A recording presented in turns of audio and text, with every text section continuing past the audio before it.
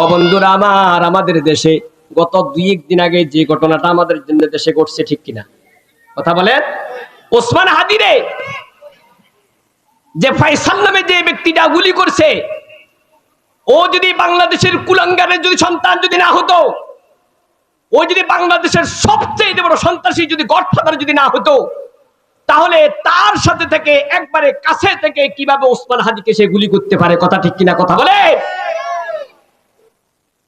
বাংলাদেশে একটা ওসমান হাদি, যদিও কথার কথা আমরা দোয়া করি আল্লাহ তাআলা সদা সর্বদা আল্লাহ তাকে হায়াতে তৈয়্যিবা দান করুক, আল্লাহ তাকে পরিপূর্ণ সুস্থতার নিয়ামত দান করুক, কিন্তু এরকম একজন ওসমান হাদি পাওয়া যাওয়া এটা আমাদের জন্য সবচেয়ে বড় দুষ্কর। কিন্তু এই শুটার যারা আছে, কুলাঙ্গার যারা আছে, কুসন্তান যারা আছে, এই মানের ব্যক্তিরাই টাকার লোভে, অর্থের লোভে, মানুষের বিভিন্ন প্রবঞ্চনায় এমন ভাবে তারা খারাপের মধ্যে পড়িয়া যায়, শেষ পর্যন্ত তারা এমন ভাবে পড়তে পড়তে দুনিয়াও তাদের জন্য শেষ, আখিরাতও তাদের জন্য শেষ। কথা ঠিক কিনা কথা বলেন? কারণ কি? কারণ একটাই, আপনি তাদেরকে সুসন্তান বানাতে পারেন নাই।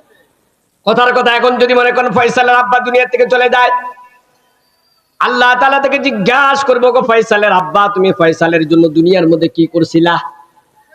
কথার কথা, যদি তার মা যদি দুনিয়া থেকে চলে যায়, তুমি ফয়সালের জন্য কি করছিলা? যদি বাস্তবিক পক্ষে যদি ওই সন্ত্রাসীর জন্য, কুলাঙ্গারের জন্য যদি কিছু কইরা থাকে, তখন সে বলতে পারবে, অন্যথায় তার বলা কোনোদিন সম্ভব না। কথা ঠিক কিনা কথা বলেন? কথা ঠিক কিনা?